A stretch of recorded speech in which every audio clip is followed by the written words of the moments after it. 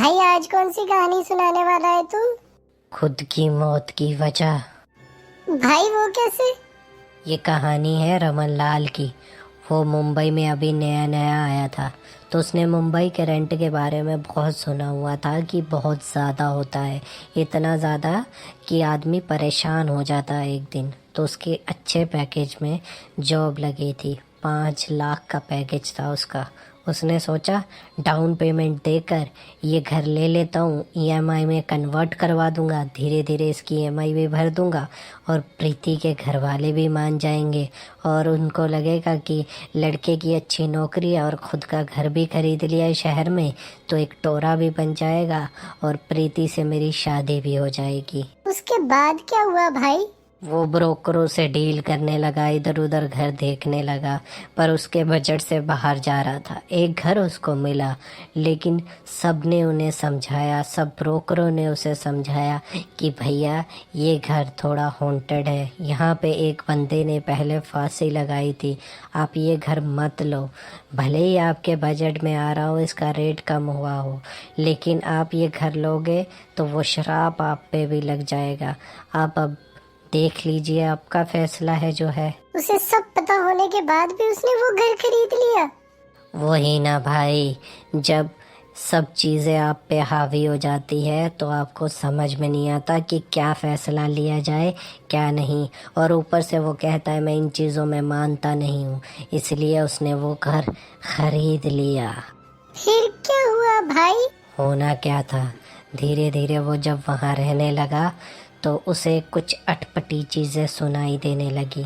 जैसे रात को किचन में बर्तन गिर जाते थे, वो भागकर जाकर देखता था, ना वहाँ पे कोई बिल्ली, ना चूहा, ना खिड़की खुली है जिससे हवा तेज आए और वो बर्तन गिर जाए। उसे खुद समझ में नहीं आया, उसने सोचा पता नहीं क्या हुआ होगा, शायद ऐसे ही गिर गए होंगे। उसके बाद वो सोया तो उसके कानों के पास बातें होने लगी, उसके पास कोई मंत्र पढ़ने लगा, तो उसे लगा कि खिड़की के बाहर कोई जा रहा होगा। उसने झांक के देखा, रात के 3 बजे थे और आसपास कोई नहीं है। और फिर उसका कभी ब्रश गायब होने लगा, कभी टॉवल गायब होने लगा, कभी वो म्यूज़िक चलाकर छोड़ देता था, वो म्यूज़िक बंद हो जाता था, और कभी उसको रात को गाने सुनाई देने लगे। और धीरे धीरे उसे खुद की परछाई उसके सामने नजर आने लगी और वो अपनी परछाई से डरने लगा। और उसकी परछाई कहती है धीरे धीरे मैं तुझे बर्बाद कर दूंगी। तो वो क्या पागल हो गया था? वो घर बेच के भागा क्यों नहीं वहाँ से? अब सब कुछ उसके कंट्रोल से बाहर हो चुका था। वो उस घर को छोड़ने की बात करता तो उसके साथ कुछ ना कुछ हादसा हो जाता या वो किसी चीज़ का शिकार हो जाता।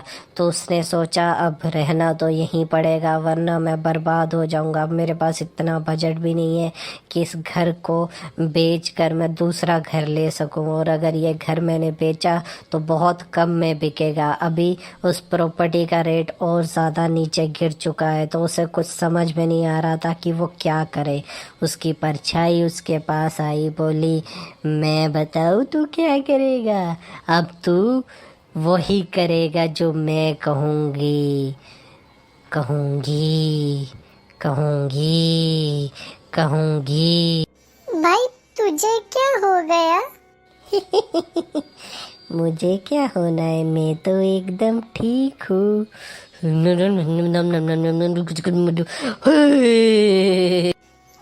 क्या कर रहा है भाई तू? वो प्रेत आत्मा कुछ पल के लिए मेरे अंदर आ गई थी। अब वो क्यों आ गई थी ये मैं तुझे बाद में बताऊंगा। अब रमन को वो धीरे धीरे अपने वश में करने लगी। उसने अपना घर हड्डियों के ढांचे से भर दिया और हर शनिवार को बलि देने लगी ताकि प्रेत आत्माओं को खुश कर सके। और वो अपनी बलि भी देने वाला था पूर्णिमा की रात को, क्योंकि वो लड़की खुद दूसरा जन्म लेना चाहती थी और वो तभी हो सकता था जब पूर्णिमा की रात को वो अपनी बलि दे। और वो अभी शादीशुदा नहीं था, इसीलिए उसकी बलि उसके लिए बहुत ज़रूरी थी। तो धीरे धीरे जैसे जैसे वो उसके वश में जाता गया और अपनी बलि देने का उसका समय आया, तो उसी वक्त प्रीति भी उससे मिलने आ गई, क्योंकि काफ़ी समय से वो प्रीति का फ़ोन नहीं उठा रहा था। अब प्रीति को कुछ गड़बड़ लगी, लेकिन उसने प्रीति को बेहोश कर दिया उस आत्मा की शक्तियों से, और खुद की बलि देकर वो लड़की प्रीति के शरीर में घुस गई। अब प्रीति के शरीर में 2 आत्माएं थी, तो प्रीति की आत्मा उससे लड़ने लगी। प्रीति की आत्मा भगवान को बहुत मानती थी, इसलिए उसने भगवान की शक्तियों से उस आत्मा को उस शरीर से निकाल दिया, और देखा कि उसका रमन उससे दूर जा चुका है, तो वो फूट फूट कर वहाँ पे रोने लगी, और उसके घर वाले उसे आकर ले गए, और वो घर फिर से बंद हो गया। बाप रे, बेचारा रमन। अब उस घर का क्या हुआ? अब वहाँ पे कोई रहने आया या नहीं आया? घर तो बंद हो गया था, लेकिन उसके माँ बाप ने उस घर को जल्दी से बेचना चाहा, तो उसके बेटे ने उसे 50 लाख में खरीदा था। उसके माँ बाप ने उसे 30 में मुझे बेच दिया। अब मैं वहाँ रहता हूँ, इसीलिए मैं उसके अंदर आ जाती हूँ। पूर्णिमा की रात को तेरी और इसकी बलि एक साथ दूंगी। भाई तू पागल हो गया है क्या?